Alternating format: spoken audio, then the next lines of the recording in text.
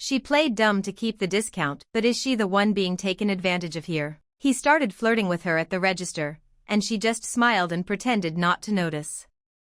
Not because she was interested. Not because she was flattered. Because if she said anything, her family might not be able to afford food. That is the situation this woman is living in right now, and I need you to really sit with that for a second before we go any further. She is 26 years old, standing in a supply store, navigating the emotional labor of managing a grown man's feelings, because the alternative is watching her family's already fragile situation get even harder. This is not a simple story about a flirty grocer. This is a story about survival, dignity, and the impossible choices that pile up when life does not go the way anyone planned. So here is the full picture. Her father used to own a restaurant and was a regular customer at this supply store, building up a real business relationship with the owner over years. They would talk about the industry, about suppliers, about the rhythms of running a small business in a neighborhood where everyone knows everyone. It was the kind of easy, transactional friendship that forms between people who see each other regularly and respect what the other person does. When the restaurant failed and her father's health began to decline, something genuinely kind happened. The store owner, who was 53, kept giving them the wholesale price even though their orders had shrunk down to almost nothing compared to what they used to buy. He did not make a big announcement about it. He did not ask for anything in return, at least not at first. He just quietly kept the numbers the same on the invoice, and her father was grateful in the way that only someone who has watched everything he built slowly fall apart can be grateful for a small, steady kindness. For a family going through a rough patch, that discount is not a small thing. It is the kind of financial cushion that makes a real difference when money is already stretched thin and stress is already running high. For a long time, this arrangement felt like a blessing. Her father would go to the store himself, handle the relationship, exchange a few words at the counter, and everything was straightforward. There was a natural rhythm to it, a comfortable dynamic between two men of similar age who had known each other through better times and worse. But then her father's health got bad enough that he could no longer make those trips, and she started going in his place. She probably walked in the first time thinking it would be simple, that she would just hand over the list and come home. And that is when things shifted. Because the dynamic between a 53-year-old man and a 26-year-old woman walking in alone is apparently very different from the dynamic he had with her father. The air in the room changed in a way she felt immediately but probably could not name at first. In her last 2 visits she noticed him flirting with her. Not subtly. Blatantly, she says. Openly enough that there is no question in her mind about what is happening. The kind of flirting that makes you acutely aware of where your hands are and how long you have been making eye contact and whether your smile looks polite or encouraging. Now here is where her situation gets genuinely complicated. The man recently lost his wife. He is newly widowed, which does not excuse anything, but it does add a layer of context to why his behavior might have shifted. He is lonely, he is grieving, and here comes a young woman he has probably seen grow up, now showing up alone and needing his help. Grief can do strange things to a person's judgment. It creates a kind of hunger for connection that can override the filters that would otherwise tell someone to read the room more carefully. That is a volatile combination of circumstances, and she is the one who ends up having to manage it. She did not create this situation. She inherited it when she walked through his door. She has made it clear in her own head exactly what she will do if he ever makes a direct move. She says she will give him a clear and firm rejection, and she will be as harsh as she needs to be if he does not back down. That part of her plan is actually really solid. She is not confused about her own boundaries. She is not planning to lead him on indefinitely or pretend she might be interested. She knows exactly where the line is, and she has already rehearsed what happens when he crosses it. The question she is wrestling with is whether to cross that bridge now, before he has even explicitly asked her anything, or to stay quiet for as long as she can while things remain ambiguous. And honestly, the reason she wants to stay quiet is not selfishness. That is the part that really gets me about this story. She is not playing dumb because it benefits her emotionally or because she enjoys the attention. She is playing dumb because she knows she is not the only one who would feel the consequences of a confrontation. Her family depends on that arrangement. Her father is in declining health and cannot go back to managing this himself. He is probably already carrying guilt about that, about being the one who needs to be taken care of now instead of the one doing the taking care. If she sets a firm boundary and the owner gets offended or awkward or pulls the discount, the people who suffer are not just her. They are her father, and whoever else in her household is relying on those savings to make ends meet. She is carrying other people's well-being in that silence. Every smile she gives at that counter is not for herself. It is for them. She actually uses a phrase that I think is one of the most honest things anyone has said in a situation like this. She calls it a gilded cage. And what a precise and painful thing that is to name out loud. Yes, she has an advantage that not everyone has. Yes, the discount helps. But the cost of that advantage is tolerating the slow creep of something that makes her uncomfortable, and knowing that speaking up might cost her family more than she can afford to give back. That is not privilege. That is a trap dressed up as a favor. A cage with nice lighting and comfortable walls is still a cage, and she can see it for exactly what it is, which somehow makes it worse. Knowing the name of the thing does not make it easier to leave. What strikes me most is that she is not asking whether she should eventually set that boundary. She clearly plans to. What she is asking is whether it is wrong to delay it. Whether playing oblivious for a little while longer, buying time before the inevitable confrontation, makes her a bad person or a dishonest one. And the fact that she is even asking that question says everything about who she is. She is losing sleep over the ethics of a situation that was not her fault and did not offer her a clean exit. A person who did not care about doing the right thing would not be losing sleep over this. She would not be on the internet at whatever hour it was when she typed this out, asking strangers to weigh in on a moral dilemma she already feels the weight of. Let me also acknowledge something that often gets glossed over in situations like this. The emotional labor of managing someone else's feelings when you are the one with less power in the dynamic is exhausting in a way that is hard to explain to people who have not lived it. She has to walk into that store and be warm enough to maintain the relationship, cool enough not to encourage anything, and composed enough not to let on that she is running calculations in her head the entire time. She has to track every word she says, every laugh, every glance, and make sure none of it sends the wrong signal while also making sure she does not send a signal cold enough to offend him. That is a performance. A careful, sustained, emotionally draining performance. And she has to give it regularly, without support, while also worrying about her father and her family's finances. Nobody is helping her carry this. She is managing it alone, in real time, every time she walks through that door. There is also something worth naming about the age gap here. She is 26. He is 53. He is old enough to be her father. He knew her when she was a child coming to the store with her dad, probably small enough that she had to look up at the counter. The fact that he is now looking at her differently is uncomfortable on its own, separate from any discount or financial situation. The power imbalance between them is not just about money. It is also about age, history, and the fact that he holds something she needs. He has watched her grow up. He has the memory of who she was as a kid layered over who she is now, and somehow that memory did not protect her. Whether he consciously understands that or not, the dynamic is inherently unequal, and she is the only one in that store who seems to be thinking clearly about what that means. I want to talk about the moment she described that I think is the emotional core of this whole thing. She says she is okay with struggling. She is okay with things being hard. She has had practice at that, and she has not fallen apart. What she cannot stand is knowing that she could have it easier if she just stopped caring about other people's feelings. That sentence is devastating. Read it again and let it land. Because she is not angry at the grocer, not really.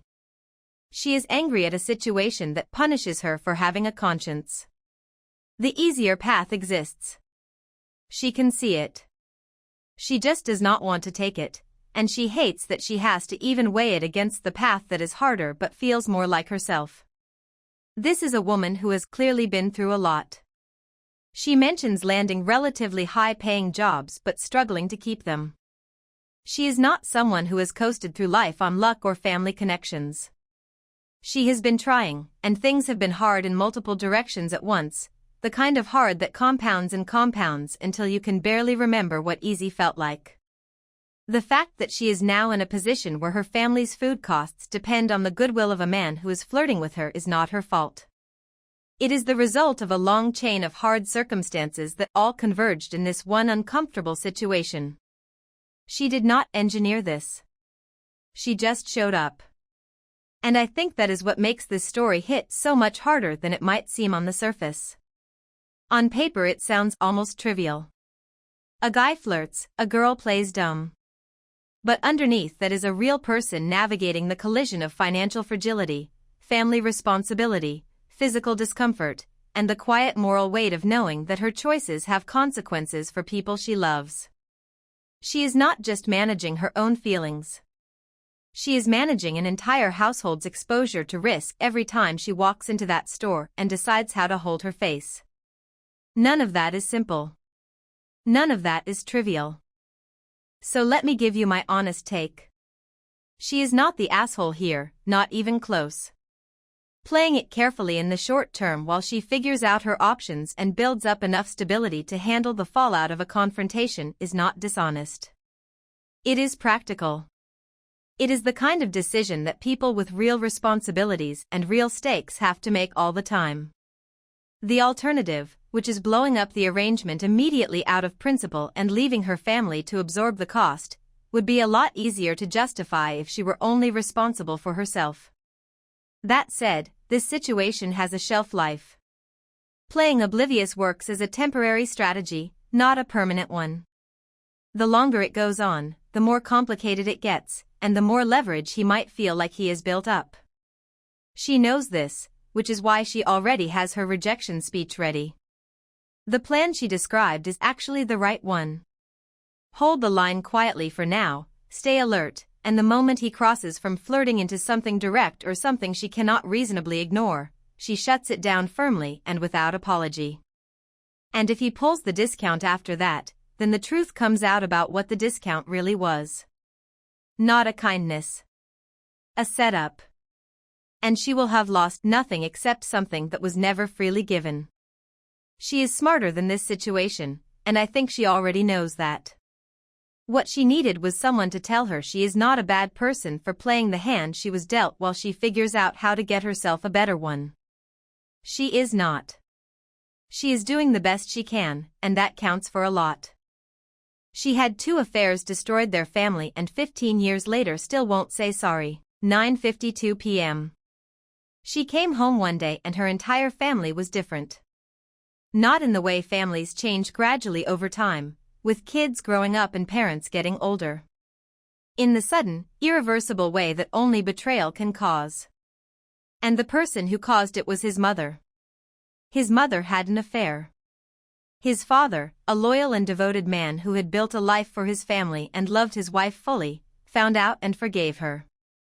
He took her back. He sat with the humiliation and the hurt, and he made the enormous, generous, painful decision to stay. He was willing to move past it and rebuild what she had broken. And then she did it again. A second affair, as if the first forgiveness had meant nothing, as if his father's willingness to try again had been something to take advantage of rather than honor. And this time she did not just end the marriage. She left with the house and a substantial portion of the money, which she was entitled to legally because she had spent years working only part-time while raising the children. His father was left with his pension and roughly $10,000 in cash. That was it. That was what decades of faithfulness and provision and love came down to. A number. A small, insulting number that could not begin to account for everything that man had given. Now let me just stop here for 1 second. She cheated twice, kept coming back, took the house, took the money, and then rode off into the sunset with the other man. And apparently never once apologized. Not once. He was in his early 20s when this happened. That is such a specific and brutal age to watch your family collapse, because you are just old enough to understand exactly what is happening and exactly what it means, but not yet old enough to have built the kind of life that gives you somewhere solid to stand while everything shakes. The ground that was supposed to be permanent turned out to be borrowed. Everything he had assumed about his home, his parents, the basic architecture of his childhood, had been quietly false for who knows how long. He dropped out of his master's degree, because how do you sit in a seminar and discuss theory when the story you thought you were living has just been rewritten without your consent? He pulled away from friends. He pulled away from relatives. He spent years in a depression that he describes simply as bad. Years. Not weeks, not months. Years of his life, years that should have held ambition and momentum and discovery, swallowed entirely by something his mother chose to do. Something she chose. Twice. He eventually finished the degree, which is worth acknowledging, because that kind of recovery when you are drowning in grief and betrayal does not come easy. There is nothing automatic about dragging yourself back to a life that no longer looks the way you expected it to. He clawed his way back to some version of stability, piece by piece, without the family foundation that most people lean on during their hardest seasons. But the damage to his trust, in people generally and in women specifically, is something he names directly and without apology. And that is not a small thing to carry. That is the kind of wound that quietly reshapes how you move through the world, how you read people, how much of yourself you are willing to offer before you start waiting for the moment it gets used against you. It follows you into every relationship you try to build afterward. It sits in the room with you even when no one else can see it. For nearly 15 years he has had no contact with her. Zero. She has tried to reach him multiple times, through email, through phone calls, through his sister acting as a reluctant messenger passing along words he never asked to receive. And every single time, there has been no apology. No admission of wrongdoing. Not a single acknowledgement that what she did was wrong or that she understands why he walked away. Just attempts at contact, which without accountability attached to them are not really attempts at reconnection. They are just someone wanting access back to something they lost, on their own terms, without doing the work. She wants the door open but has never once explained why she closed it. His sister recently told him that their mother's second husband died of cancer last year. That she is now in her early 60s, essentially alone, and facing the rest of her life without a partner. His sister seemed to frame this as something he should care about, or at least soften toward, as if loss and loneliness should function as a kind of retroactive absolution. His response was that she deserves it. And that is the moment a lot of people would flinch. Because there is something uncomfortable about hearing someone say that about their own mother, even when the context fully supports it. But I do not flinch at it. Because if you strip away the word mother and look purely at the actions, what you have is a person who betrayed her husband once, was forgiven, betrayed him again, dismantled the family, took the financial assets, disappeared into a new life, and for 15 years has not once said I was wrong or I am sorry. The relationship she wants to reclaim is one she chose to destroy, and she has never acknowledged that choice. She wants the connection back without paying any of the emotional debt she racked up. And here is something I think gets missed in conversations like this. He did not just grieve the loss of his family unit. He grieved his father. He watched a good man, someone faithful and loving and devoted, get broken by the person who should have been his partner. He told his father directly that he could not respect him if he considered taking her back a second time. That is a heavy thing to say to a parent. It requires a kind of painful honesty that most people avoid because it risks the relationship. But it also tells you exactly where his pain lives. It is not just about what she did to him. It is about what she did to his dad, and the helplessness of watching someone you love absorb that kind of damage without being able to stop it. He had to stand there and witness it. He had to watch his father, a man who deserved none of it, try to hold himself together after being broken by someone he trusted completely. The fact that she has never apologized is doing a lot of the heavy lifting in this story. Because forgiveness is genuinely complicated and deeply personal, and reasonable people can disagree about whether cutting off a parent forever is proportionate to the harm caused. But the absence of any apology makes that entire debate irrelevant. He is not refusing to forgive someone who is sorry.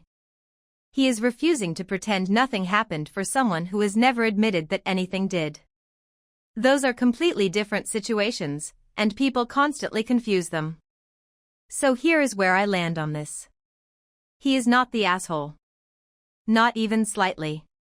He is a man who watched his mother shatter his family, destroy his father emotionally and financially, spend 15 years not apologizing, and is now apparently expected to feel sorry for her because life has gotten harder.